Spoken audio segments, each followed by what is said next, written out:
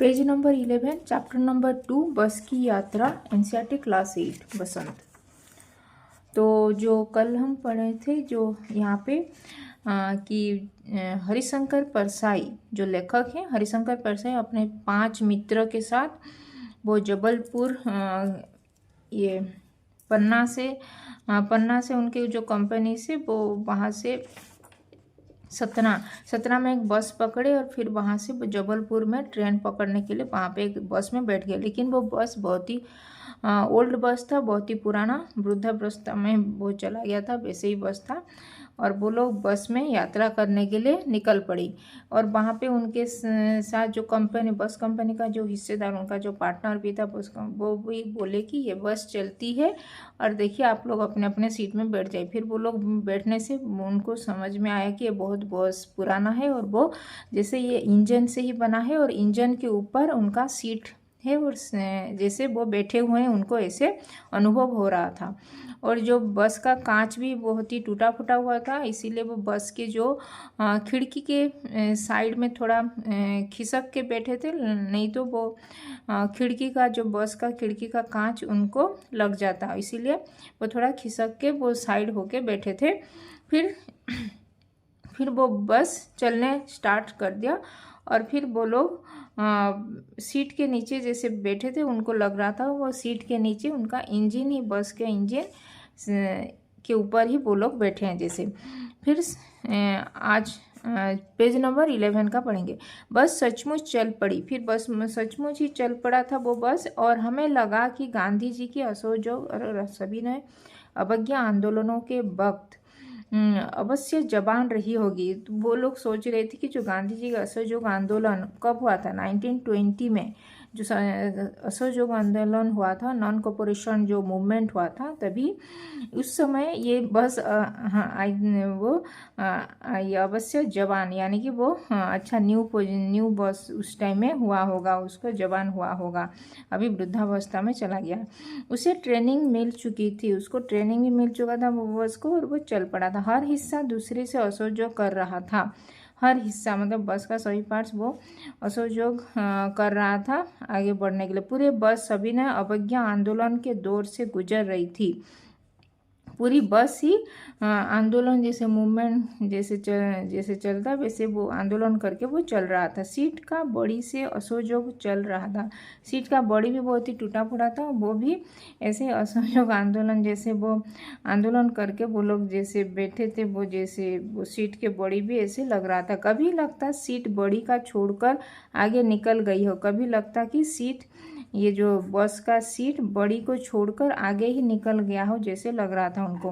कभी लगता कि सीट को, ये जो उनका एक्सपीरियंस हुआ था, उनका जो अनुभूति वो बस में चढ़ के बस में बैठ के यात्रा किए थे, उसका वो एक्सपीरियंस, वो अनुभूति वो कहानी के माध्यम से इस बस की यात्रा में वो लिखे हैं हरिशंकर परसाई जी ने। तो 8-10 मील चलने पर सारे भेदभाव मिट गए।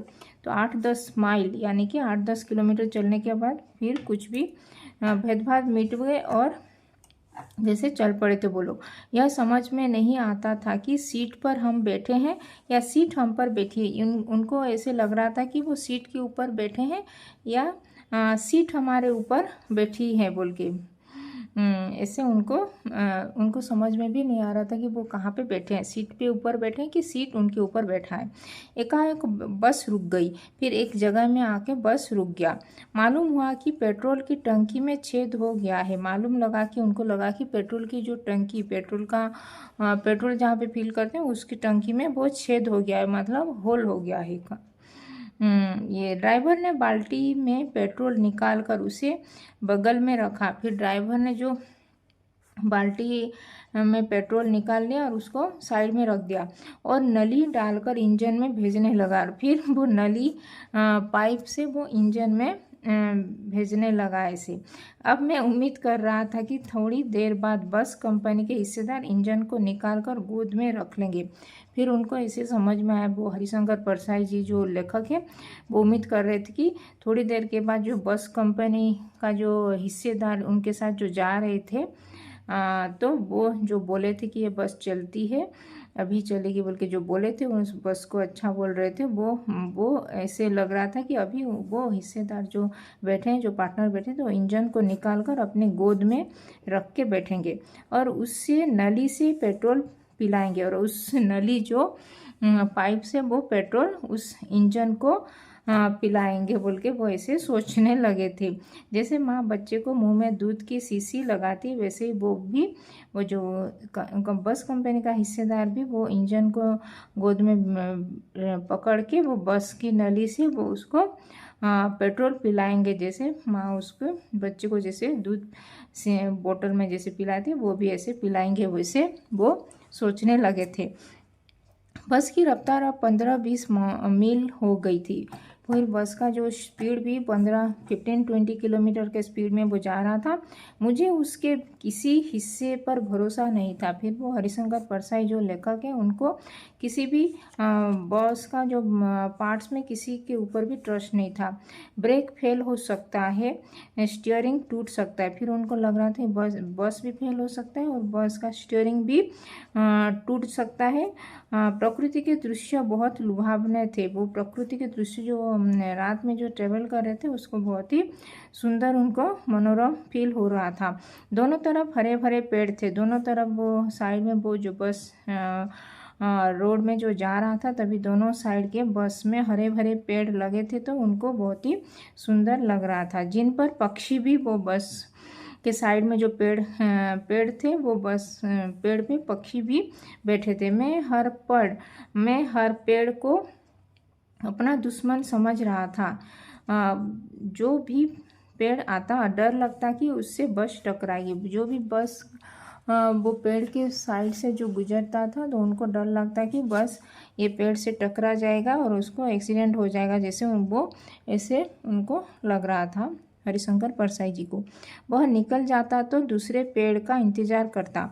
झील दिखती तो सोचता कि इसमें बस गोता लगा जाएगी। फिर झील यानी कि जो लेक यानी कि पॉन्ड भी कहाँ पे, तालाब भी कहाँ पे देखते थे तो वो उनको ऐसे लगता था कि बस यहाँ पे जाके गोता लगाता यानी कि स्विम करके आ जाता जैसे लग रहा था उनको। एकाएक फिर बस रुकी। फिर और एक बार बस रुक गई। ड्राइवर ने तरह तरह की तरकीबें की पर वह चली नहीं। फिर ड्राइवर भी बहुत सारे तरकीब ढूंढे फिर भी वो बस नहीं चला। सभी ने अवज्ञा आंदोलन शुरू हो गया था। फिर वो अवज्ञा आंदोलन भी सब लोग जो ओबीडियंट ये आंदोलन जैसे करते हैं जैसे वो भी कर रहा था। जैसे बस कंपनी के हिस्सेदार कह रहे थे बस तो फर्स्ट क्लास है जी, यह तो इत्तेफाक की बात है। बस वो कंपनी के जो हिस्सेदार वो बैठे थे वो बोल रहे थे कि बस तो फर्स्ट क्लास है, ये थोड़ा इत्तेफाक की बात है, अभी यहाँ पे रुक गई है। क्षीण चांदनी में वृक्षों की छाया के नीचे वह बस बड़ी दयनीय लग रही थी। क्षीण चांदनी जो चांदनी रात में मूनलाइट में वो जो पेड़ बड़े बड़े पेड़ थे उसके शेडो में वो बस जो खड़ी थी उसमें वो बस बहुत ही सुंदर दयनीय यानी कि बहुत ही ये दयनीय अवस्था में वहाँ पे खड़ा हुआ था। जैसे शेड सब लोग दुखी में है, जैसे लगता जैसे कोई वृद्धा थककर बैठ गई हो। जैसे उनको लग रहा था कि कोई वृद्धा यानी कि कोई ओल्ड वुमेन वहाँ पे बैठ के थक गई हो और बैठ गई है, जैसे वो बस भी ऐसे लग रहा था। हमें ग्लानि हो रही थी, उनको भी ग्लानि, उनको पछतावा हो रहा था कि क्यों वो लोग आके इस बस में बैठे, बेचारी पर लदकर हम चले आ रहे हैं। फिर वो उनको भी थोड़ा पछतावा हो रहा था, वो भी रिग्रेट फील कर रहे थे। ग्लानि यानी कि रिग्रेट फील कर रहे थे कि क्यों वो इस इतने बूढ़े बस में बेचारी बस में आकर बैठ गई, इसीलिए वो बस रुक गई है यहाँ पे, उसको बहुत ही पेन हो रहा है बोल के। अगर इसका प्राणांत हो गया तो इस बियाबान में हमें इसकी अंत्येष्टि करनी पड़ेगी। अगर इस प्राणांत इस बस का अभी प्राण अंत यानी उसका देहांत हो जाएगा तो हमको इस जंगल में उसको अंत्येष्टि करना पड़ेगा बोल के वो सोचने लगे थे। कौन? हरिशंकर परसाई जी ने। तो ये था पेज नंबर 11। फिर पेज नंबर 12 का हिस्सेदार साहब, जो बस कंपनी के जो हिस्सेदार थे वो हिस्सेदार साहब ने इंजन खोला और कुछ सुधारा। फिर वो बस का इंजन को खोले और कुछ चेक करने लगे। बस आगे चल पड़ी। फिर उसकी चाल और कम हो गई थी, उसकी चाल भी थोड़ा कम हो गया था। धीरे धीरे वृद्धा की आंखों की ज्योति जाने लगी। फिर वो ऐसे जो ये हरिशंकर परसाई जी ने इस बस को एक वृद्धा मतलब एक ओल्ड वोमेन जैसे वृद्धा हो गई है वैसे उसको ही डिस्क्राइब कर रहे हैं। तो धीरे धीरे वृद्धा ये जैसे उसका हो जाते हैं, वो उनका आँख नहीं दिखता है, वैसे ही जैसे उस बस का भी आँख अभी नहीं दिख रहा है, इसीलिए वो धीरे धीरे चल रहा है, वैसे वो यहाँ पे लिखे हैं। चांदनी में रास्ता टटोल कर वह रेंग रही थी। चांदनी रात में वो रास्ता को देखकर वो इधर उधर जा रही थी। आगे या पीछे से कोई गाड़ी आती देखती तो वह एकदम किनारे खड़ी हो जाती और कहती, निकल जाओ बेटी। फिर अगर आगे पीछे कोई भी गाड़ी जा रही थी तो वो ऐसे रुक जाती थी साइड होकर, और वो उसको बोलती जैसे उनको मालूम हो रहा था कि वो ऐसे बोल रही है और आगे तुम जाओ और मैं पीछे जाऊंगी, जैसे तुम आगे निकल जाओ बेटी बोल के वो उसको आगे छोड़ देती है।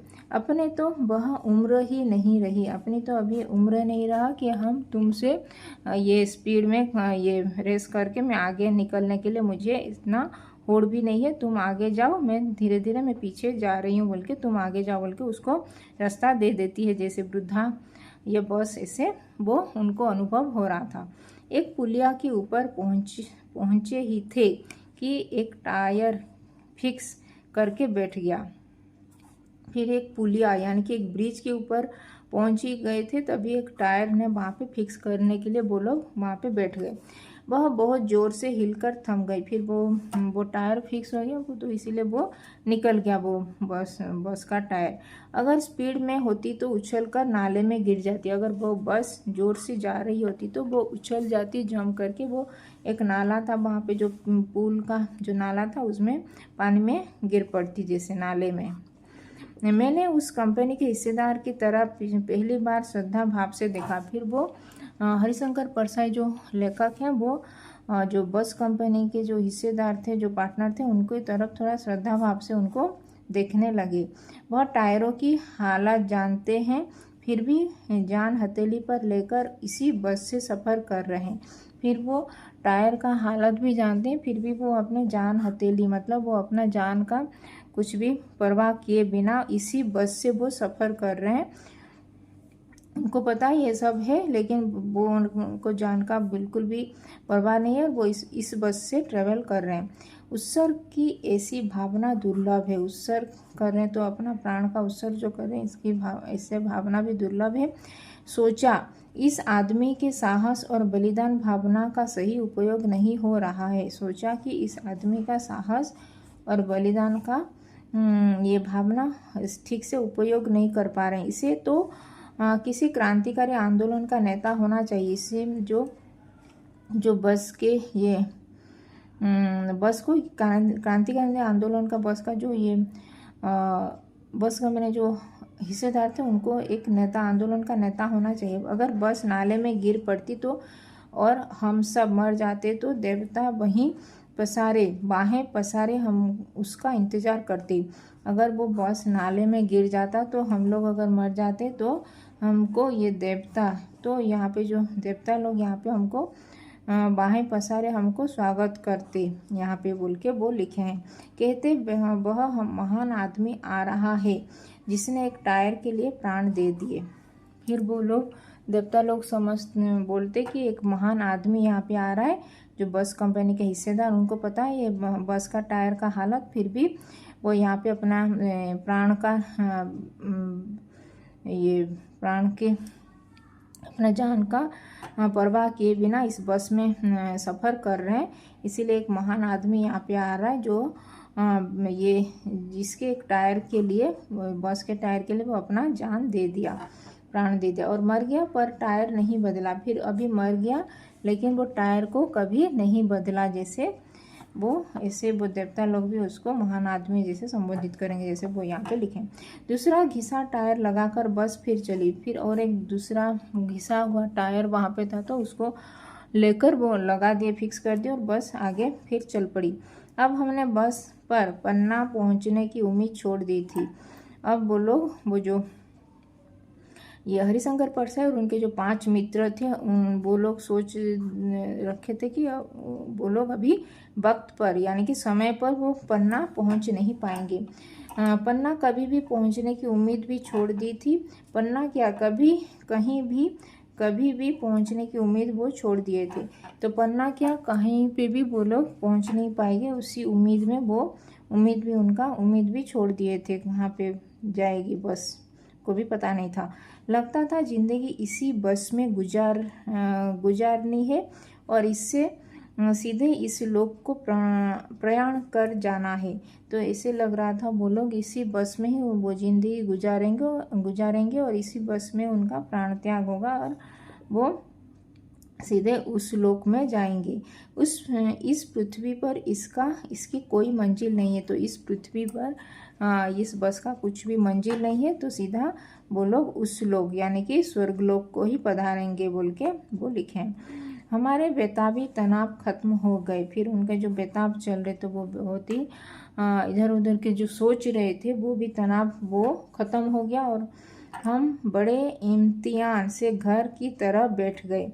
फिर बहुत बड़े ही इम्तिहान से घर की तरफ बैठ गए। चिंता जाती रही, हंसी मजाक चालू हो गया। फिर वो बड़े इम्तिहान से वो घर की तरफ वो पहुंच गए, वो बैठ गए थे वहाँ पे और चिंता जाती रही और हंसी मजाक ऐसे ही चालू हो गया। ये था हरिशंकर परसाई जी के द्वारा रचित। तो वो लोग पहुँच गए आई थिंक।